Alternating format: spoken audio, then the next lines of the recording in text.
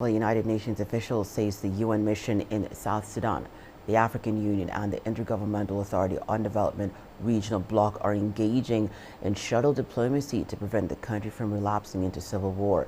Nicholas Haysom, the UN mission representative in the country, said the peace partners met in Juba on Monday to explore ways of convincing parties to end tension. President Salva Kiir and First Vice President Riek Machar are at a stalemate after violence broke out in Nasir town in the Upper Nile state between government troops and an armed group accused of being allied with Machar. To ease the standoff, President Kiir asked Uganda to send its troops to South Sudan to help restore peace. Machar has now written to the UN, the African Union and IGAD saying the presence of Uganda's military threatens a 2018 power-sharing peace deal which mandates the withdrawal of foreign troops. The peace deal ended 5 years of civil war in the world's youngest nation. Meanwhile, South Sudan's President Salva Kiir insists he will not lead the country back to war, despite recent clashes in the north and the rest of the several opposition politicians in the capital, Juba. The UN says it's concerned that the East African country is on the brink of a relapse into civil war. CGTN's Patrick Oyet reports. The current disagreement between President Salva Kiir and Vice President Riek Machar is the biggest test yet for the country's 2018 peace deal. Some opposition politicians from Riek Machar's party remain in custody.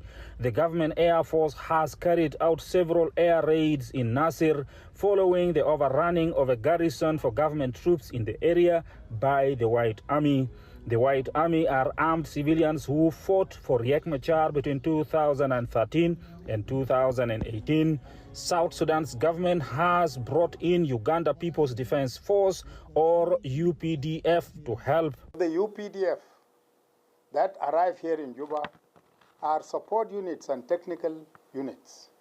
Support units and technical units, they have come to support their brothers and sisters in the SSPDF. The South Sudan People's Defense Force, or SSPDF, largely remain forces loyal to President Salva Kiir. Many South Sudanese residents say they are concerned and they compare the situation with the peace deal in 2015, which didn't end the war in the country. When opposition groups returned to Juba, it sparked another cycle of violence when clashes broke out in the presidential palace in July 2016. Let there be peace so that people go back to their places of origin and live in harmony. This is the demand of every citizen now. We South Sudanese, what we need peace and food. These are the two things that we are need for. There is nothing like aside, like what we had, what we've seen. We just need peace and food. The East African regional body, the Intergovernmental Authority on Development, or IGAD, says sustainable peace can still be achieved in the country. We have also to do something in order to reach the goals we have set. And IGAD is keen and is ready really to move in that sense, and to engage the South Sudanese also to stand with IGAD for peace. South Sudan civil war, which ended in 2018, killed more than 400,000 people.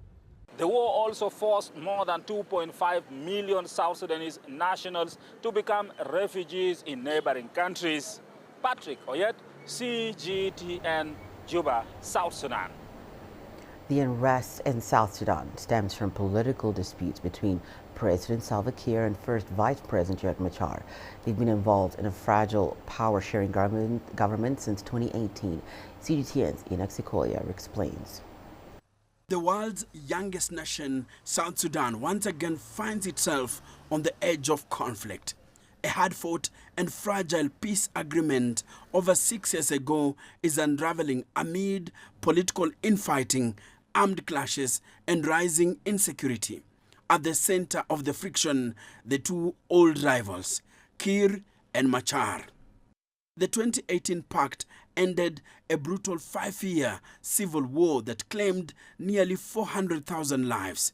The deal was meant to usher in stability, but key provisions such as a unified army and an agreed constitution have yet to be implemented. In February 2025, Kiir dismissed several senior government officials, which Machar viewed as a violation of the peace deal, sparking protest and violence in regions such as western Bahr el Ghazal. Subsequently, 2 ministers and the deputy army chief aligned with Machar were arrested.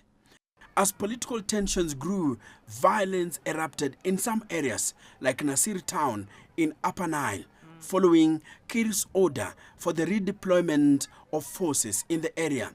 Armed militias, including the White Army, clashed with government forces.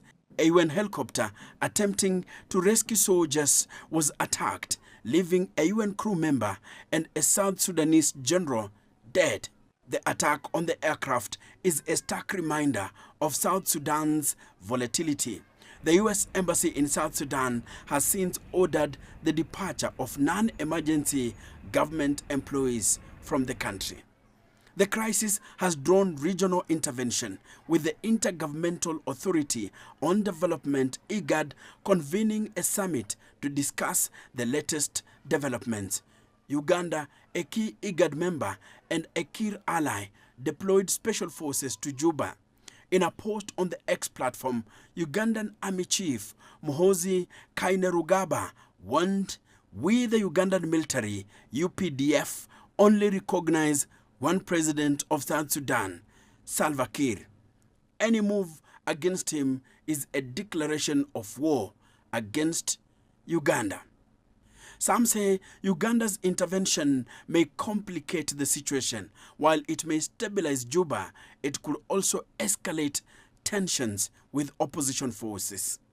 Meanwhile, South Sudan is facing a deepening humanitarian crisis. The UN Commission on Human Rights says over 2 million people are internally displaced and 2.28 million have sought refuge in neighboring countries. It further states that more than half the population is facing acute food insecurity. The global body reiterated that without meaningful political dialogue and trust building, the country risks slipping back into full-scale conflict. Enoch Sikolia, CGTN.